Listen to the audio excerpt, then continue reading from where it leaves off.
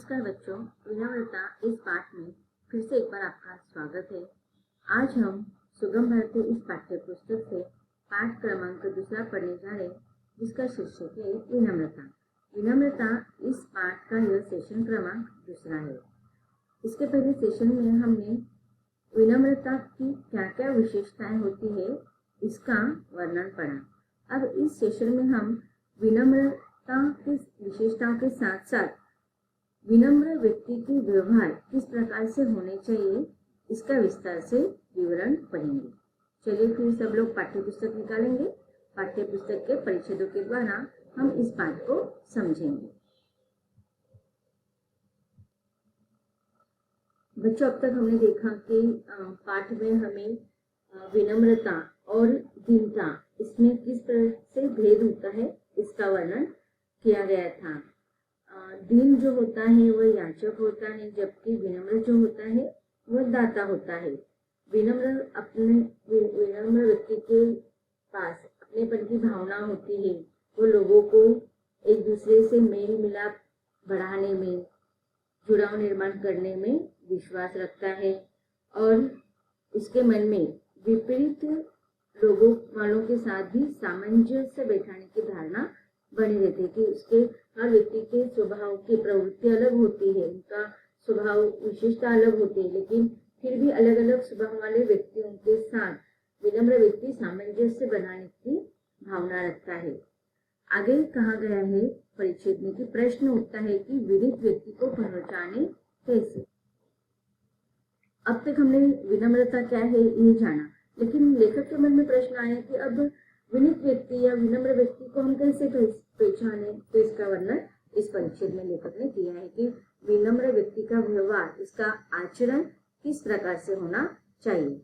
आगंतुक का प्रसन्नता पूर्वक स्वागत करना। आगंतुक का अर्थ क्या होता है? अतिथि या फिर प्रतिष्ठित व्यक्ति। हम जो हमारे घर पर मेहमान आते हैं उन्हें हम आगंतुक कहते हैं, आया हुआ। तो जो भी हमारे घर पर कोई अतिथि आता है, मेहमान आते हैं, कोई अपरिचित लोग हमारे घर पर आते हैं, तो विनीत व्यक्ति या विनम्र व्यक्ति को क्या करना चाहिए? उसका हमेशा प्रसन्नता पूर्वक स्वागत करना चाहिए।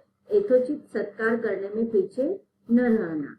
अपनों से बड़ों द्वारा आसन ग्रहण करने पर ही आसन ग्रहण करना। तो अब देखिए विनीत व्यक्ति में या विनम्र व्यक्ति में कौन कौन से गुण होने चाहिए कि अगर कोई मेहमान आता है तो उसका प्रसन्नता पूर्वक स्वागत करना चाहिए। यथोचित सत्कार करने में हमें हमसे बड़े लोगों का हमेशा सत्कार करने में हमें कभी अच्छे कार्य के लिए अगर कोई उन्हें विशेषता ग्रहण दिया जाता है तो हमें हमेशा उनका सत्कार करने में किसी भी प्रकार से हमारे पीछे कदम नहीं हटाने चाहिए। इसके बाद अगर हमारे सामने हमारे बड़े खड़े हैं तो हमें भी खड़े होना चाहिए, हमें आसन ग्रहण नहीं करना चाहिए। जब बड़े लोग आसन ग्रहण करेंगे तब भी विनम्र व्यक्ति क्या करते हैं? उनके बाद बड़े लोगों के बाद ही आसन ग्रहण करते हैं, अर्थात बैठते हैं। ऐसी प्राथमिक आदतें हैं जो विनीत व्यक्ति को पहचान में सहायता करती है।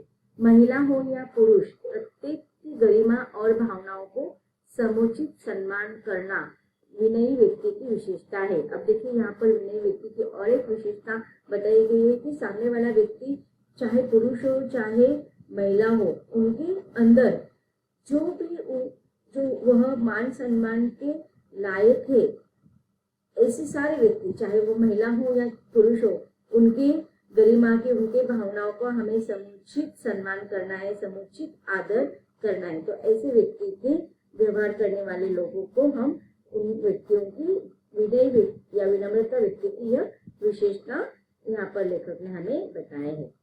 अगले परिच्छेद में वो बता रहे कि यह सही है कि विनम्रता जब वाणी और व्यवहार में घुली मिली होगी तभी प्रभाव पैदा करने में सक्षम बनेंगे। अब देखिए कभी कभी क्या होता है कि हमारे आचरण में दो प्रकार के तफावत दिखाई देती है कि हमारे व्यवहार कुछ अलग प्रकार से होता है और हमारे वाणी अर्थात हमारे बोलने में अलगाव होता है। तो यहाँ पर लेखक हमें बता रहे कि हमारे वाणी में और हमारे व्यवहार में किसी प्रकार का तफावत नहीं दिखाई देना चाहिए।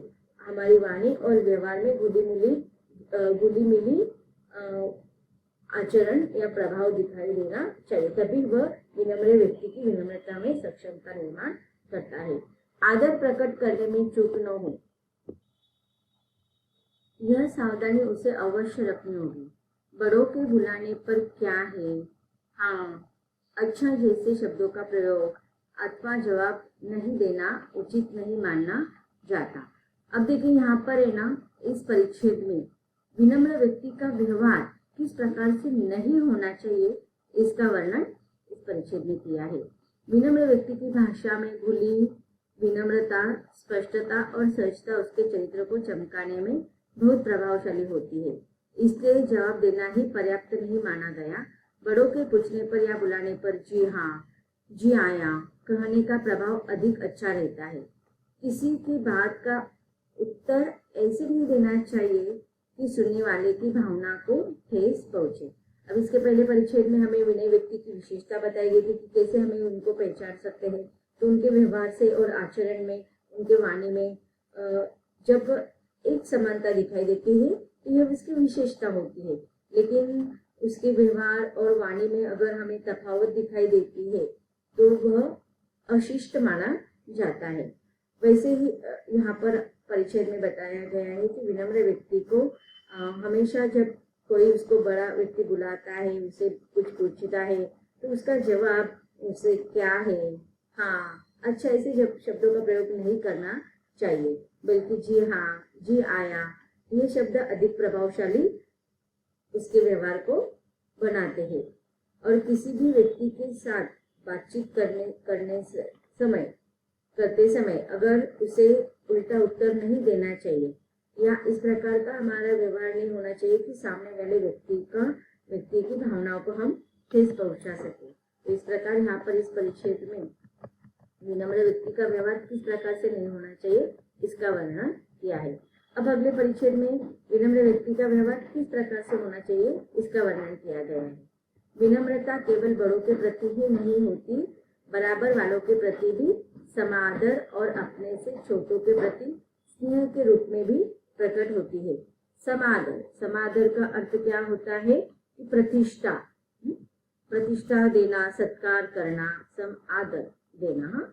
तो विनम्रता केवल हम जो उम्र के अनुसार हम कहते हैं कि वह व्यक्ति हमसे बड़ा है, उम्र के अनुसार हम कहते हैं कि ये लोग हमसे उम्र में छोटे हैं, तो हमें केवल हमसे बड़े उम्र वाले लोगों के साथ ही शिष्टतापूर्ण व्यवहार नहीं करना चाहिए, बल्कि हमसे छोटे व्यक्तियों का भी, हमसे उम्र में जो लोग छोटे होंगे, मान सम्मान में जो हमसे भी छोटे होंगे, ऐसे लोगों के साथ भी हमें अच्छा व्यवहार करना चाहिए, विनम्रता के साथ व्यवहार करना चाहिए।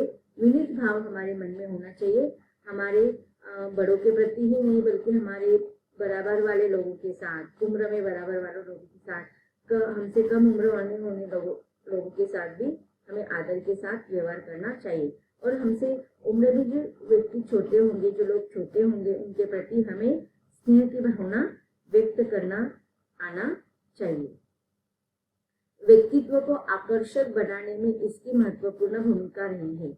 यदि हमारे लिए कोई कष्ट उठाकर कुछ काम करता है तो हमें उसके प्रति अपनी कृतज्ञता अवश्य प्रकट करनी चाहिए।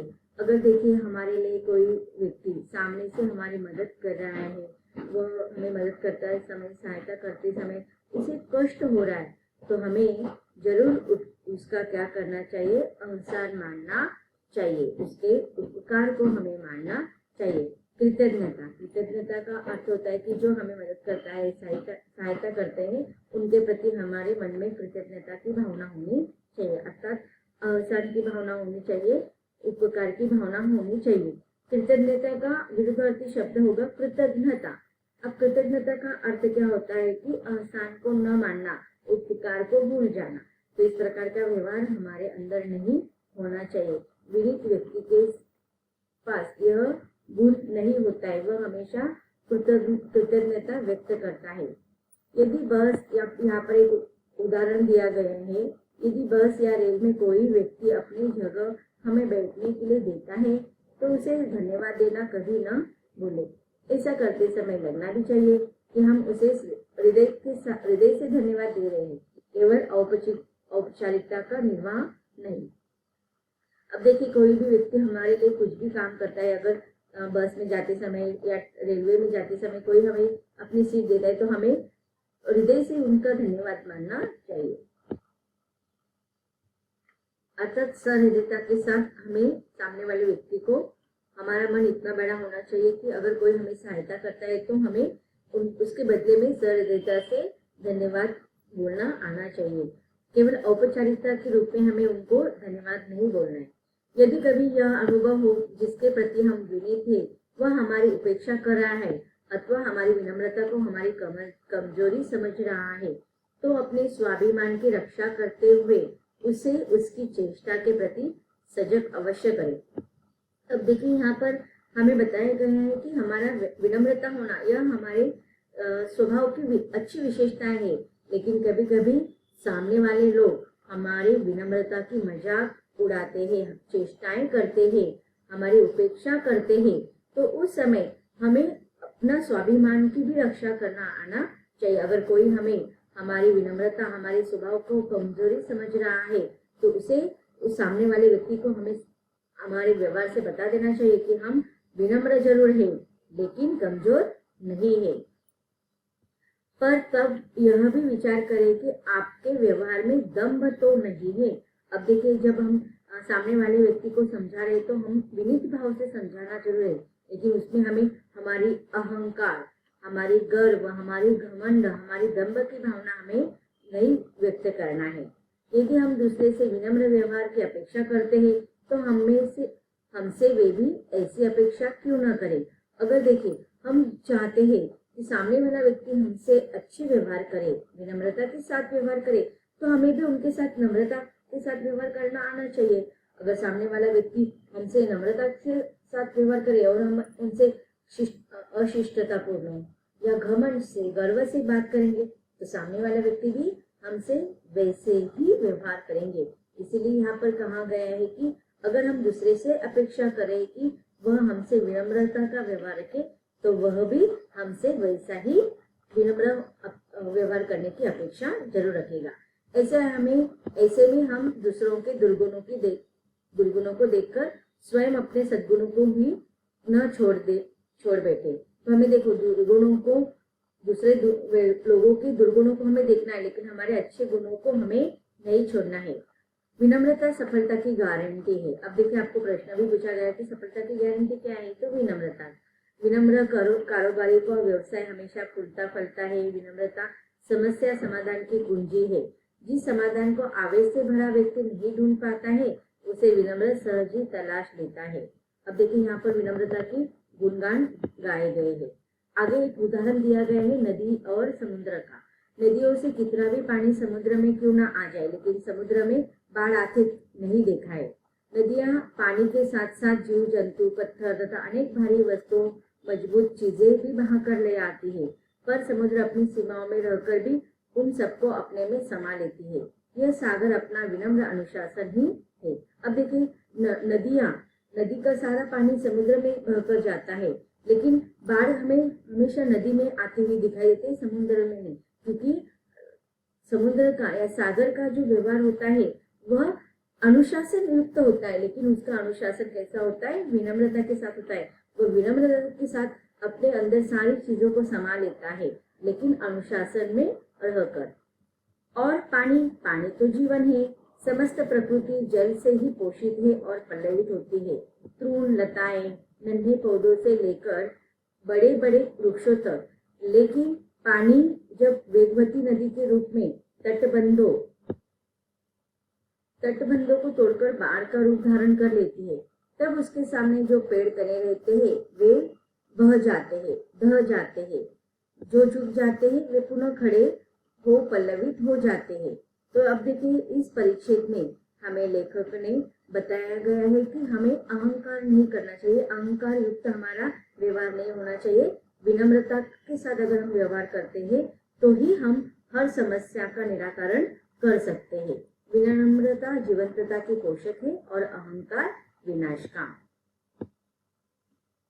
तो बच्चों, इस पाठ में विनम्रता की विशेषता बताई गई है। यह पाठ यहीं पर समाप्त